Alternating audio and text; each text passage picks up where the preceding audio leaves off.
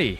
G'day guys, how's it going? Long time no chat, at least for me. I have had a lot on my plate recently. I have been flat out like a lizard drinking with my family. We have finally bought a house and obviously moved into that house as well over the last month. And I'm going to try and sit down with my wife, hopefully tonight, and do some episodes about house hunting and then purchasing the house and sort of everything it entails. I'll probably tell you all about the financial stuff behind it too, because I want to share as much of this sort of information for you guys as possible so that you can learn about it and make your own decisions. And, you know, hopefully it helps you if you're looking to buy a house in Australia. But I'll keep you guys posted about that. But yeah, I just wanted to apologize, I guess, first and foremost, because I haven't been as organized as I wish I had been with expression episodes and everything already recorded and sort of in the barrel, right? Ready to go, ready to be fired out of the proverbial shotgun into podcast space for you to listen to prior to me moving. So yeah, for the last 2 weeks, you've had Goss episodes, but I hope you've been enjoying those. So today is a little Pete's 2 cents episode.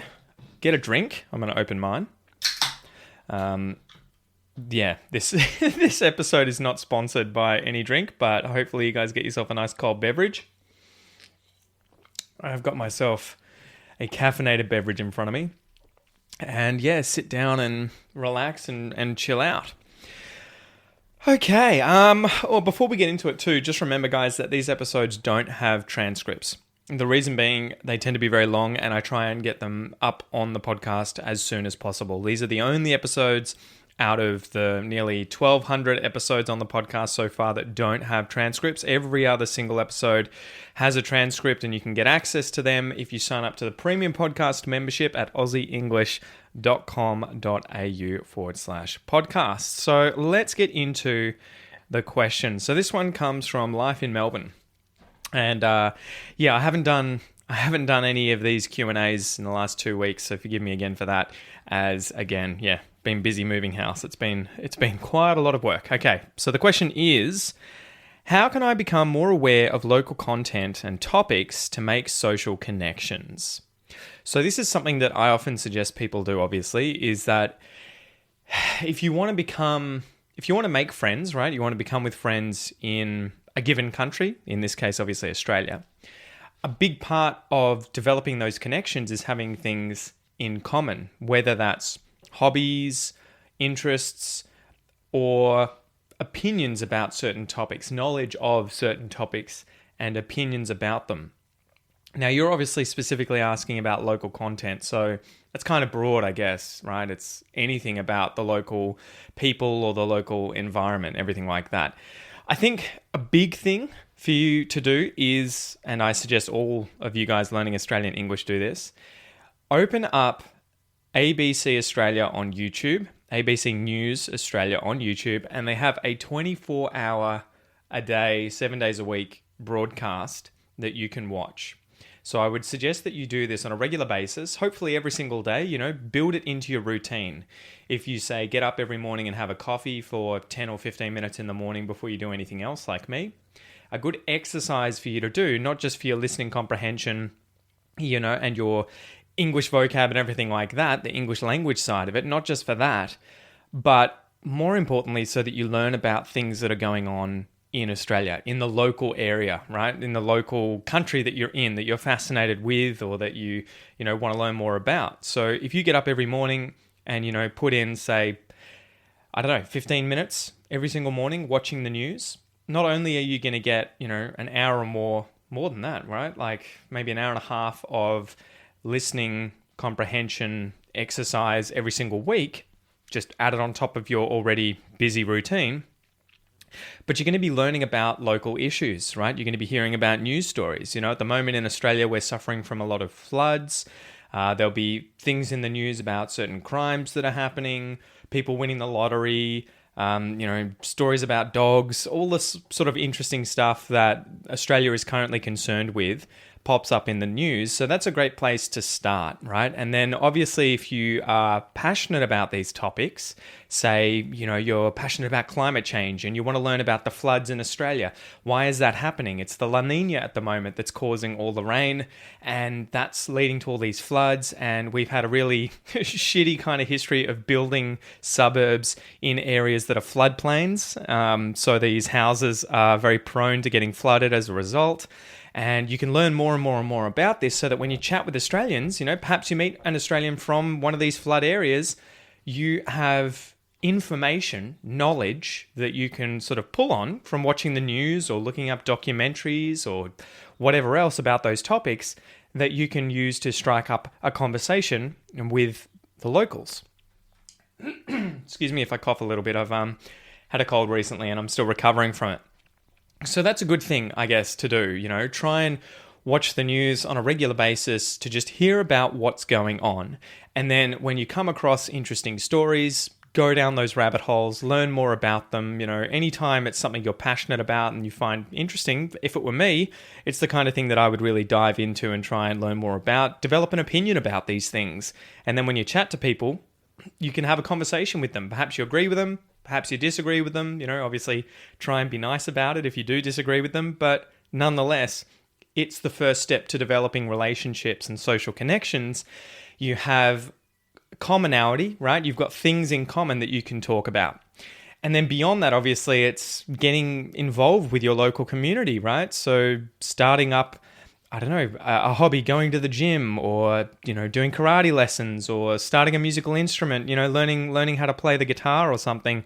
Going to places where groups of people get together on a regular basis is really the perfect environment for you to meet and make new friends, right? And it's the same for English learners and non-English learners. I have to tell myself this. At the moment, for me, I'm finding it really hard to make new friends, whether they're Australian or not, because I work from home and I've got a young family, and so I'm always really busy with them. And so a lot of the people I have to try and meet are actually other people with kids who end up, say, going to the same swimming lessons that I'm always going to with my kids.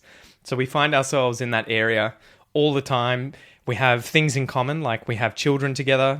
We both have children, we both have young families, and there's issues that we can talk about. Perhaps, like I recently bought a house. So many people my age are in that kind of a position where they're wanting to save for a house, or they've just bought one. They're feeling the stress of it all. So they might be passionate about that topic as well as their family and their children.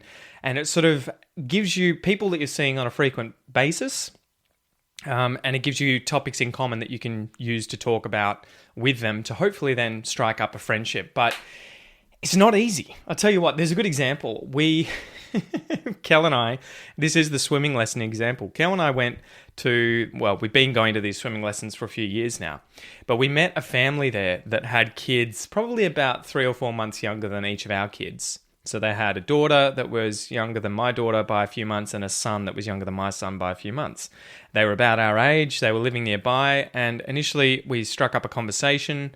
I think it was me initially. I saw this woman had a very young daughter and was just like, we were both sitting there watching our kids have swimming lessons, and I just started the conversation, saying, how are you surviving? How are you going with such a young child? Are you doing okay? Are you getting enough sleep? What's currently stressing you out? Are you having a good time? Are you having a bad time? So I just struck up a conversation with this woman. And then I ended up just saying, after, we were chatting for like half an hour, do you want to catch up sometime? We've got kids the same age. Perhaps we can go to the beach and just catch up and, socialize. And she was like, yeah, no worries. Give me your number. Anyway, so we caught up a few times. I think we caught up once or twice with this family. And then they ghosted us. So there was obviously something about Kel and I and our family that they just didn't connect with, that they didn't really like. And so we had to sort of deal with that rejection where I kept sending them messages and asking, hey guys, what are you up to this weekend? Did you guys want to go to the park and get a coffee or something? And 2 or 3 times in a row, they gave us kind of pretty, what would you say, kind of weak excuses as to not be able to go, right? Like, oh, our mum's coming over today, or, oh, so-and-so, one of our kids is feeling a bit under the weather. And then we just never heard from them again. And so sometimes that happens, right? This is just how things are. There was obviously something about my personality or about Kel's personality that either of these guys or both of these guys, these parents, didn't particularly jive with. They didn't enjoy. They didn't think, oh, these people are great people. We'll, really get along with them. And so they just kind of cut ties and bowed out. It just got a little awkward because a while back we saw them at swimming lessons again, and I was just like, oh, g'day guys, how you going? How are your kids? Blah, blah, blah. And it was one of those awkward situations where they were so friendly and nice when we caught up that it left me kind of thinking, oh, maybe they've just been really busy. Maybe they, for whatever reason, something came up and we just sort of lost contact. Anyway, I shot the woman a message again and was just like, it was great seeing you. I hope your kids are doing well. Did you want to catch up sometime? And she was just like replied, yeah, good to see you too. And that was it. And so, yeah, for me at least, that's like writing on the wall now. Okay, got it. Message received. I understand. I will not ask anymore. And I am sorry for wasting your time, All right, next. So, yeah, it's the same for me as well. I feel your pain, mate. You just have to keep trying, just keep interacting with other people, finding excuses to do things where there are other people around, and eventually, hopefully, you will find your people. It's kind of like dating, right? It's kind of like finding your, partner, your soulmate, whoever that is, and you really get along with that person. I remember when I was dating, I don't know, I guess out of high school all the way up until I was about 30 when I met my wife, it was just, a nightmare of always trying to find the right person, and you'd have to sort of try different people on, right? And I don't mean that in a negative way, but you had to sort of get to know people to really work out whether or not you guys were a good fit for one another. And that stress of always thinking, fuck, am I going to find the right person eventually? Is this ever going to happen? Or am I just going to be forever doomed to be cycling through different people, and never actually finding the right person? And then finally, I found my wife, and I'm sure many of you guys have found your respective partners. But I think it's sort of the same with friends, where, especially at this age, you kind of have to keep trying on different people, different groups, and be kind of comfortable not necessarily having loads and loads and loads of friends, focusing more on quality over quantity, So anyway, that's my 2 cents there. What do we got here? Okay, why is it rock by a bear and not rock a bear? Kids rhyme. Rock by a bear and not rock a bear? I don't think I've heard of this one. Let me see. Rock by a bear, kids rhyme. I have to look this up. Rockabye your bear. Oh, okay. So you're talking about the Wiggles song, Rockabye Your Bear. So Rockabye is from, what would it be? I think it's a kid's lullaby. Rockabye baby in the treetops. Something like that, right? I remember this from when I was a little kid. Let's see if I can find the lyrics. But it effectively means like, and I think it's only used in this concept, in this sort of context rather. It's where you are rocking a child in your arms to go to sleep. So I don't know why it's rock-a-bye, but the lullaby lyrics are rock-a-bye baby in the treetop. When the wind blows, the cradle will rock. When the bough breaks, like the branch, the cradle will fall, and down will come baby, cradle and all. It's kind of a fucked up rhyme, right? But effectively, yeah, it's like the rockabye baby in the treetop. So the baby is in some kind of, I don't know, cradle or something, and it's rocking in the wind in the tree, and hopefully that gets the baby to sleep. When the wind blows, the cradle will rock, right? So it's moving back and forth. When the bough breaks, the cradle will fall. So when the branch snaps in the wind, the cradle's going to fall down. Down will come baby, cradle and all. So everything will come down, the baby, the cradle, and everything. So yeah, that's it's a lullaby that I heard when I was a kid. It's a very, very common one, but I think it's the only context where you would use rockabye, right? And I'll see if I can look up the origin of this phrase. Rockabye baby has long been a favorite nursery rhyme and lullaby. The first printed version of these lyrics comes from Mother Goose's Melody in London, 1765. Wow, so it's like 250 years old, 260 years old.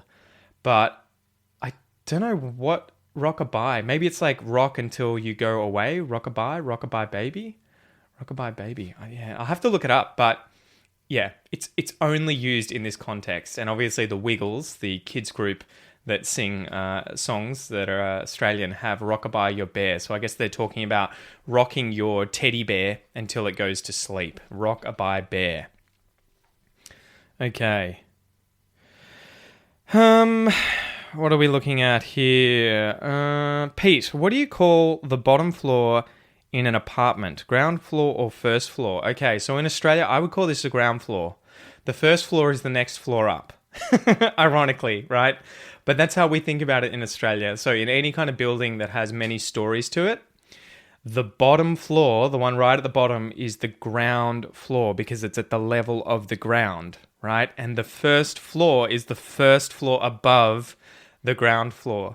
I'm not sure if it's the same in America or if America's the one where it differs and they have like the lobby is at the first floor and then the second floor is what we would call the first floor.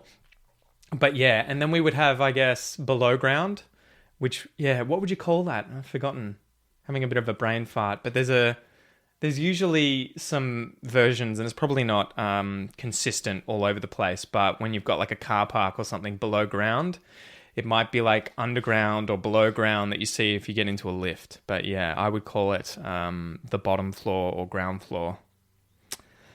Okay. Guillaume asks, when will you make another vlog? So, man, I need to just find time to be able to do more of this. I really want to do more in the YouTube space. I really want to do more in the Aussie English Academy space. We're currently working on a new course that we're going to hopefully release this November. There's lots that we're working on, but this year's been pretty hard, guys, to be honest. Like, for me, it's been a bit difficult mental health-wise. Like, I've been stressed out a lot and just getting sick. I think you guys have probably heard, right? If you've been listening to the podcast frequently enough, you probably heard me complaining about every illness under the sun that I was catching from my kids that got it from daycare and would bring it home. I had gastro again the other day, so yeah, I just don't get it. It's just been insane. I think it's probably because we've had COVID and we had all those lockdowns and everyone was kind of like hidden away from all these different colds and viruses and diseases that they would have otherwise had exposure to.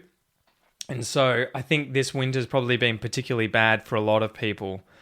Yeah. Okay, so yeah, I will try and do another vlog in the future or more vlogs. I just have to kind of get my mojo back.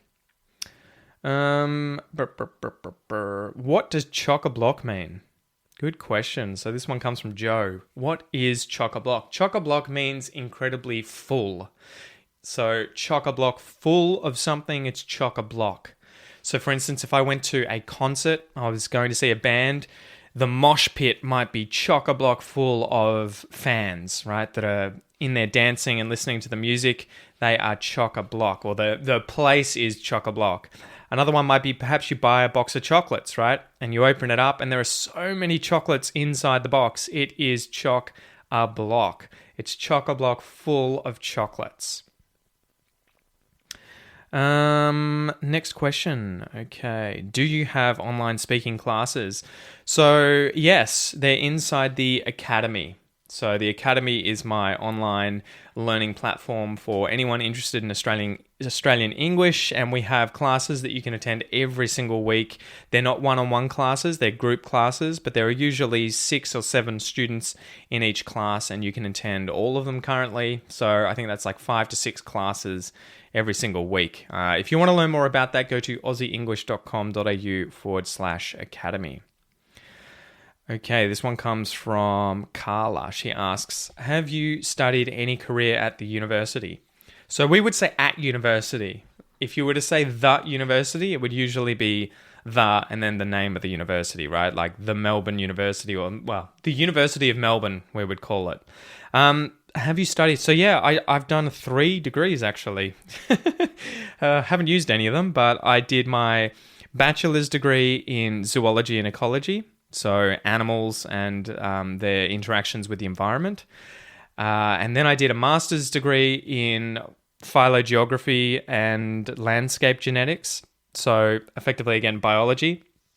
But I was looking at I was looking at the Australian lace monitor, so the tree goanna, the really large goanna in Australia, the largest one that grows, that climbs up trees. And you've probably seen it if you've seen goannas around the east coast of Australia. It's like black with little yellow dots on it. And it's got really long claws because it's a tree climber. So when I did my master's degree, I was looking at the entire population or distribution of this species and trying to work out if there were multiple populations within the species, right? So where, say, there's a river, there's one population on one side of the river and there's another one on the other side and they don't come into contact, or at least not very often. Or maybe there's a mountain range and that's divided up the population. So I was collecting DNA samples and museum specimen samples and then doing the genetic analysis on those samples to work out how the population across their entire distribution was shaped. So that's called phylogeography. And then I did some landscape genetics where I was looking on a more micro scale at, say, a specific location, maybe a few hundred square kilometers or even smaller than that, and how different individuals or the genes of different individuals were moving across the landscape. So again, are they are different populations or subpopulations in there associated with, say, a certain forest type? Are there certain groups that move quickly across this landscape but don't move quickly through this one? So I was using genetics to look at that.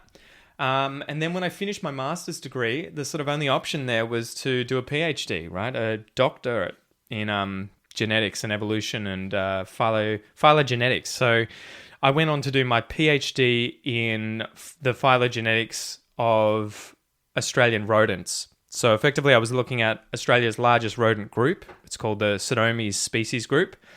And it had a whole bunch of different genera and about 50 to 60 species inside that group. And I was looking at how they were related to one another. So I was doing the genetic work, taking blood samples and everything, well, not blood samples, but tissue samples from specimens in the museum and that were caught wild, and then running the genetics in a lab and then working out which species were more closely related to one another and getting a kind of family tree together. And the reason that we were doing this was to learn more about the evolution of the group, because in Australia we've got, I think, 70 or so different rodent species, and they live in every single environment. The desert, they live in, estuaries, they live in temperate forest, rainforest, woodlands, grasslands, they're everywhere. But the interesting thing is that a lot of these species that live in these different environments aren't necessarily closely related to other species in those environments, if that makes sense. So you didn't just have, say, the first rat to come to Australia was adapted to rainforests, and then every single other species that today you find in rainforests is closely related to that first, to other species in rainforests today. Instead, you find things like there's a desert species and a rainforest species that are really closely related. And you're kind of like, how did that happen? Did they adapt to the desert first and evolve there, and then the species kind of split and a group moved into the rainforest? Did it happen the other way around, where there was a group in the rainforest and the desert slowly expanded and a population moved or slowly adapted and moved into the desert and became its own species? How did these things happen? So that was what I was sort of concerned with when doing my PhD. It was like, can we get a family tree of all the rodents in Australia? And I wasn't doing it because I was obsessed with rats, but rats evolve really quickly. They speciate, they turn into different species very quickly. And so they're a good system to look at the processes of evolution and work out how they take place. So yeah, we were looking at that and being like, when did these things move into deserts? Did they do it multiple times? Did they only do it once? Did they start in the deserts and move into the rainforests and the woodlands and the grasslands? Was it the other way around? What about the different sizes? Were they small and then they became big? Were they big and then they became small? Were they, adapted to wet environments and then they, had to evolve to be able to handle drier environments? All that sort of stuff. So I was really interested in that. Finished my PhD, and it was during my PhD that I started Aussie English, as you guys will know if you've heard the original episodes all the way back at the start. The very first episode on this podcast is me sitting on a log in Royal Park in Melbourne So that's the park near the Royal Children's Hospital. There's a huge log sitting on the ground behind the hospital as you walk around the track. You can see it probably 20 meters, 30 meters off the track. I was sitting on that log recording just to my phone. I think I didn't even have a microphone. I was just speaking into the phone to do the very first episode of the podcast. So yeah, if you guys are in Melbourne and you go to Royal Park on a regular basis, keep an eye out for that log and you will know that is where I recorded my very first episode. And I think actually I recorded several episodes of different lengths to try and help you guys at the beginning there when I was doing things a little more differently and trying to sort of, do short episodes and longer ones about the same topic. But I did all of those on that log. I'll have to go back sometime and see if it's still there. Okay, next question. I've got a lot here, like no question, just thanks. Or Julia here. Hi mate, hope you're well. I've got chickenpox. I'm sorry to hear that, mate. I hope you're doing okay. Because yeah, it's not good when you're an adult and you get chickenpox. It can turn into I think it's called shingles. Okay, this one comes from Kaio. In your opinion, what is the best way to improve English? Private lessons, studying in schools? It really depends on you. I know it's kind of like a cliche answer, but I would be thinking personally, like about yourself, and what environment do you learn best in? In which environment do you really thrive? If you're the kind of person who's very social and likes to be in a group of people when learning something, I think then maybe studying at schools or in groups of people online, whatever it is potentially a better option for you.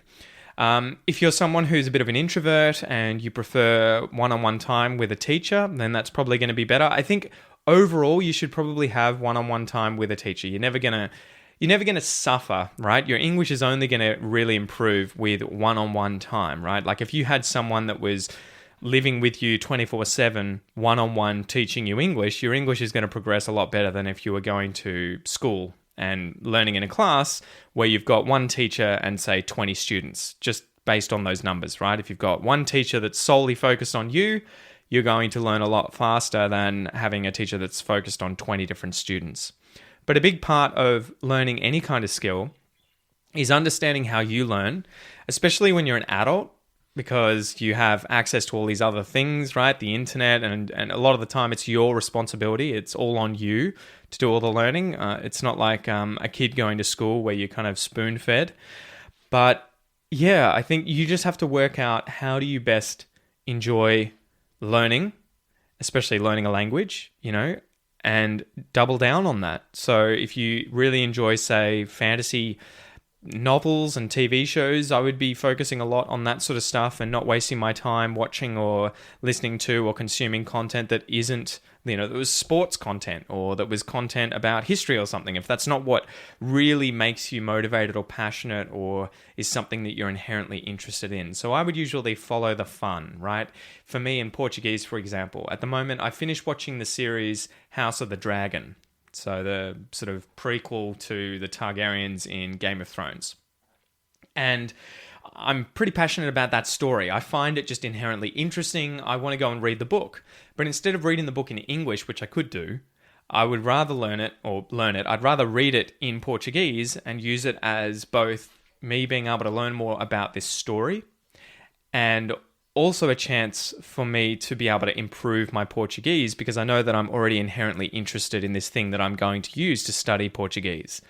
So yeah, I would be thinking, I would probably be trying to get private lessons, to be honest, if you can afford it. Otherwise, you don't necessarily need to have a teacher that you're paying. You can find partners, though it does require quite a bit of effort to find the right kind of partner, right? I would be trying to find just someone who is as equally motivated as you and obviously have sort of stringently set out rules about when you're going to catch up, how much time each of you is going to spend in your respective language, everything like that, and just be doing that on a regular basis. And then I would just be consuming as much content as possible in English that is stuff you would be listening to or consuming in your own language anyway. So whatever it is, if you want to learn about a new hobby, do it in English. If you want to watch a TV show and you can find an English version, or say you are really passionate about murder mystery novels or murder mystery films or series, find new ones and watch those in English as opposed to, say, watching them in Spanish or Arabic or Mandarin Chinese, So it would just be doubling down on that, going hard on that, and trying to cover all your bases. Be sure that you're working on listening comprehension, working on your writing, your reading, and your speaking, and then fluency, the thing above sort of those 4 different categories: reading, writing, listening, and speaking, is the fluency to be able to understand and produce at a fluid rate. So yeah, hopefully that helps. I hope that helps. Here we go. Next question. This one comes from Wingy. Do Australian companies care about which level of honours you get from uni? I think it's going to depend on the company and the area that you've been educated in, everything like that. So I can't really speak for most places because I only ever sort of did science at university. But I imagine if you're doing, law, or if you're an engineer, or if you've done, commerce or economics or whatever at university, different companies, depending on the job too that you're going for, they're going to care more or less about your background at university. But quite often those companies are going to offer you things like internships. Obviously you have to apply for it and try and get it, but they'll offer internships. And I think usually they're more worried about you, if you get the internship, doing a good job than, say, how much education you have after honours or your undergraduate degree or whatever, right? So I don't think I'd be too worried about what level of honours you got from university, unless you know that a certain company explicitly says you need to have this level, a high distinction in your honours to be able to get the position, just because it's so competitive. If they don't say anything about that, I would just be applying for these internships or, these jobs at these companies, and then just working my ass off initially to show, how dedicated I was to the job, and that they would be making a huge mistake to not offer me a permanent position, right? So yeah, just get the job or apply for the job and work your butt off. Do some background research on the company too. That's sort of a tip for doing interviews for jobs. If you're really, really keen to get a certain job from a certain company, do your research about the position, about the kinds of things you're going to be expected to know or expected to do, about what the company does, about what they want you to do in that position at that company. Go above and beyond, and then when you show up at the interview, display your knowledge already. Show them the fact that you've already done all this work to learn about the company, the job, the career, the people that may be working with you, the projects that the company is working on. If you can display that kind of initiative and determination and everything, I think that goes a long way when getting hired for something, because the average person is probably going to show up to an interview and be like, I'm, this educated and I have this experience. But if you can separate yourself from the crowd by having the experience and the education, but also showing you've done the research for this particular job, and you've done a hell of a lot of research and you know your shit, that is really going to help you go a long way in the eyes of interviewers. I think that's the kind of thing when my parents, they used to work in education and they would be on the hiring panels for a lot of different positions at universities like Deakin University and Melbourne University and that sort of stuff. When they were doing that, they were the people they were on the lookout for. People who would take the initiative, because they knew if they did that for the job interview, imagine what they're going to be like when they actually have the job. Okay? So I hope that helps. Wing also asks, please tell me how to pronounce wing. Aussie people always thought I say wang. So W-I-N-G, wing, is how I would pronounce wing. And weng is how you spelled it here, W-E-N-G. Well, it depends on which one of these pronunciations is correct for your name, right? You've spelt it as wing, W-I-N-G. But if they're saying it as weng, perhaps they're hearing the way that you pronounce your name and they're just repeating it back to you phonetically, like how they hear it. So obviously it depends on what the correct pronunciation is for you. I'd have to hear you say your name, and then I would feel more comfortable being like, it's this. But if it's wing, you can always just say, it's wing, like a bird's wing. All right. Do you say ketchup or tomato sauce? This one comes from Matthew. I would say tomato sauce. And if you want to use some slang in Australia, you can call it dead horse, and some rhyming slang for you. So ketchup is American, and I think it's slightly different from tomato sauce. I'm not sure if there are extra ingredients or if there's like a high ratio of salt or whatever. It definitely tastes different to me. I don't really mind it. I'd have either. But yeah, anytime someone says ketchup, I'm like, they're American. And as far as I know, I think the word ketchup is actually Cantonese. Let's have a look. Origin. I think it's a Cantonese word. Yeah, oh no, it's Hokkien. Forgive me, it's Hokkien. Ketchup comes from the Hokkien Chinese word ket siap, the name of a sauce derived from fermented fish. Wow. It is believed that traders brought fish sauce from Vietnam to southeastern China. The British likely encountered ketchup in Southeast Asia, returned home and tried to replicate the fermented dark sauce. So there you go. I remember that. I heard about that somewhere, that it was a Chinese word. Well, yeah, I guess you guys will have to tell me. Is Hokkien the same as Cantonese? Because I look down the bottom here. Popular folk etymology is that the word came to English from Cantonese. Oh, okay, maybe it's bullshit. This is Wikipedia. So this is a few. Let's have a look. Etymology. There's a few different theories apparently. So apparently there is ketchup or ketchup, literally meaning tomato sauce in Cantonese. But that's a folk etymology, so that might not actually be the origin. There's a Malay theory. Ketchup may have entered English from the Malay language. I guess it's like ketchup, sometimes spelt as, ketchup. Soy sauce in Malay apparently could have come from European Arabic. Wow, okay. Anyway, yeah, I don't know what the real story is, but I always heard that word originated from Cantonese or Hokkien, and I'm not sure if those two are different languages, so forgive me for my ignorance there. Anyone out there who speaks either or both of those languages, or they're just one language. All right. This one comes from Matzo. How do you pronounce price, Price, and prize, Prize? How about their plurals? Okay, so the only difference here between these two words is that price has that S, unvoiced S consonant sound at the end, price, and prize has a voiced Z sound at the end. So price, prize, prize. How about their plurals? Okay, prices. So you would actually say price with the S sound and then Z with the Z sound to pluralize it. Prices and prizes. So again, it's just the is at the end is the same for both words. Prices, prizes. Hopefully that makes sense. But yeah, it can be difficult. Next question. Nab a bargain. Is it the same as get a bargain, grab a bargain? Thanks, Pete. No worries, mate.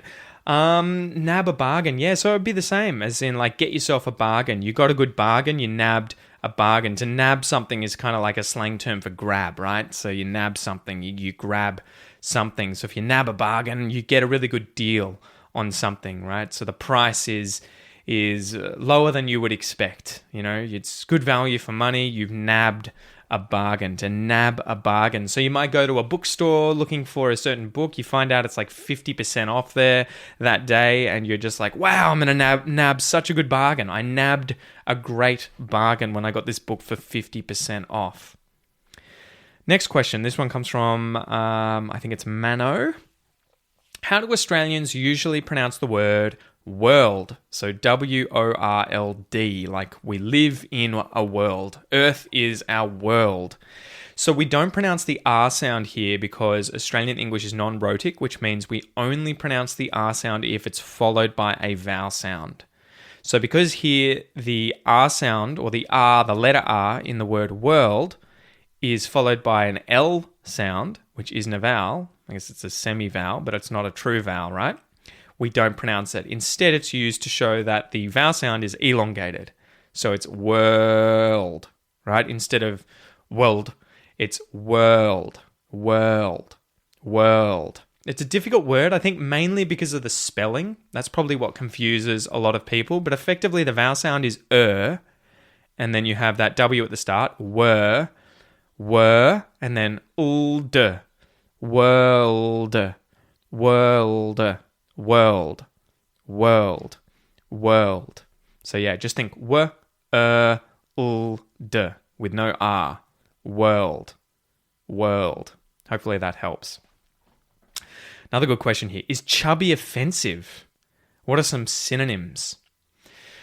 So chubby would be like fat, right? Or slightly fat, So at the moment, I'm a bit chubby because, I haven't been exercising enough and I've been eating too much. And hashtag dad life. So I am a little bit chubby at the moment. I think it's probably not the word itself that's offensive. It's probably in, say, Western culture that you're commenting on someone's weight. So usually if you were to directly talk to someone, and I know that it's different in other cultures, like I've heard that in Chinese culture, quite often, especially with people you might remark that, oh, you've put on weight. Whereas in Western culture, you would never just bluntly say, you look fat. Unless you know the person really well and you know that they're going to be able to handle that kind of criticism or, thing that you've noticed really well, I would probably avoid saying that because, you might get punched in the face. Or at the very least offend someone. But chubby, again, just the fact that you're noting someone's weight, if you were talking to them one-on-one and you said, oh, you gotten a bit chubby, huh? It would be potentially offensive if this person was, the kind of person to get easily offended. I think if it was a friend of mine who said, Pete, you're looking a little chubby, because I'm sort of easygoing and jovial and can kind of take a joke, and if the person was saying it in a way that I knew they weren't really like, fuck you, you got fat, I hate you, I'm not going to get offended. I'm going to be like, yeah, and you too, like I might hit them back with a little comment as well. I don't know. But yeah, so it wouldn't be that bad, but it has the potential to be offensive. Like if I walked up to a stranger and said, oh, you're rather chubby, they're probably going to slap me. So yeah, it is a politer version of fat, but it's probably better if you were to use this word when talking about someone in private to someone else, So I might say to my wife, oh, one of your friends, she looks like she's gotten a little chubby. And I think my wife would probably she'd get defensive. She'd get offended on their behalf. But that would be better than me just saying to that person, you look chubby. They'd probably just say, fuck you. So yeah, you guys will have to let me know what it's like in your culture. Is another person's weight something that you can comment on without it being personal or offensive? Because it is funny. I know there are plenty of things that you would never talk about in other cultures that Australian culture will talk about, and it's kind of not a big deal. It's all arbitrary, really. But then there's things like weight that you would just really kind of try and avoid. Okay. I'm a social worker. What do you think? How well is your social support / child protection system? Man, this is definitely out of my kind of realm of knowledge. But yeah, I don't know. It's a good question. I don't know what it's like. Firstly, because I'm not an expert in it in Australia, but I also don't know how it compares to other places in the world. You would like to assume that in Australia we have a really good social support / child protection system, but quite often when watching the news or seeing documentaries come up online, you often hear about the horror stories where the social support and or child protection system hasn't worked very well and children have been victimized. The same with like domestic violence in Australia, that's a big deal. It's a big thing. It's something that's more prevalent than you would want it to be, right? Well, you'd want it to be non-existent, really. But yeah, it's hard for me to really answer that. I don't know. I think if you're a social worker, you could probably answer this better than me, to be honest. So I guess I ask you the same question. What do you think of Australia's social support system and child protection system? Same person asks 2 questions here. Do you like New Zealand, and what is your favourite region of Australia? I like New Zealand. It's one of those places that I've been briefly. I've only been to the airport, really. I went to Auckland Airport on the way to, I think it was France. May have been the other way. Yeah, I think it was France that we went through there. So I haven't actually really experienced New Zealand. But from everything my dad always says, New Zealand seems to be an absolutely beautiful place, beautiful people. absolutely incredible landscape, and the environment's beautiful. So there's nothing for me to really say about it that I don't like, because I don't really know enough about it. I'd love to go there at some point and get to know the place a lot better, and I think I would get along with the average New Zealander and really enjoy the place. I might end up liking it more than Australia, who knows? But there's nothing really negative about New Zealand that I can think of. So yeah, I guess I like New Zealand quite a lot. What is your favourite region in Australia? That's a tough one. And I guess it depends what you mean when you say region. Like, do you mean like state? Or is it like a specific tourist location? I think, if I woke up tomorrow and God forbid I had no relatives alive in Australia or who existed in Australia and therefore would not feel bad about being in one place or another, right? So imagine it was just me and my family and I had no family anywhere else in Australia. Where would I go? Where would I want to live? I'd probably want to live in northern New South Wales or southeastern Queensland, along the coast there. I reckon it's absolutely beautiful. The climate seems amazing. I would absolutely love to go there. The only reason that, we wouldn't move somewhere like there at the moment is that we would be particularly isolated from family and friends and everything that I have down here in Southeast Australia, as does my wife. And it would make life a lot harder, right? Like those times that I've had gastro and my wife's been working and I've had to take care of the kids. Fortunately, I've had friends and family that I can invite over and ask to help, because I don't know how people do it. I'm sure a lot of you guys are in that boat where you're in Australia. You have no, I was going to say friends. I'm sure you have friends, but I have no family nearby, and you have to kind of just suck it up and do it all yourself, right? And I imagine that that's incredibly difficult at times. So, yeah. I think I might do one more, guys, and then I might finish up because I'm kind of wrecked and I've got to go pick up my kids from daycare soon. All right, this one comes from Mokhtari, who asks, what's your favourite cartoon? My favourite cartoon. Does this count? Would it count to say an adult cartoon? You know what? I reckon it would be Futurama. I absolutely love Futurama. I grew up watching this. I think the first episode came out in 2000, so I kind of grew up. I would have been in year 7 when that came out, and I absolutely loved Fry and Bender and Leela, the Professor. Yeah, they were all amazing characters, and I love that it's set in the future and that they have this ability to sort of travel through space. There's aliens, there's all this future technology, but it's kind of tongue-in-cheek, right? It's kind of, a lot of it is really funny and stupid and humorous. So Futurama is something that I loved when I was younger. And I used to actually, when I used to go to sleep, probably about 5 or more years ago, all the way back to when I was a little kid, I used to always like having something playing so that I could hear something, or whether it was a TV show or it would have been when I was a kid, it would have been a tape, or when I got older, it would have been, something on my computer playing, a podcast or a TV show. I used to fall asleep to Futurama playing in the background. So I'd watch an episode or two when I was going to sleep, and I just really loved it. It kind of gave me a warm feeling, of just comfort, knowing these characters, enjoying it. I don't know. I found it really, really enjoyable. So, yeah, I wonder, do you guys like Futurama? And I've heard that Hulu, I think it's Hulu, Hulu has paid for them to do another 20-something episodes. So hopefully that's coming out next year. But yeah, besides that, when I was growing up as a little kid, when I was going to primary school, I used to wake up every morning and there was a TV show called Cheese TV. Cheese TV. And they had these 2 hosts that were probably teenagers themselves at the time, but they seemed like adults to me when I was younger. And they would have cartoons play, and between the cartoons, these hosts would be doing skits and chatting and all sorts of other stuff. And it was just something you could watch for a few hours in the morning whilst getting ready for school. And they used to play Pokemon. They used to love Pokemon and Dragon Ball Z. But the annoying thing was that with Dragon Ball Z, they used to play an entire season. So the season with Frieza, for example, right? The enemy Frieza.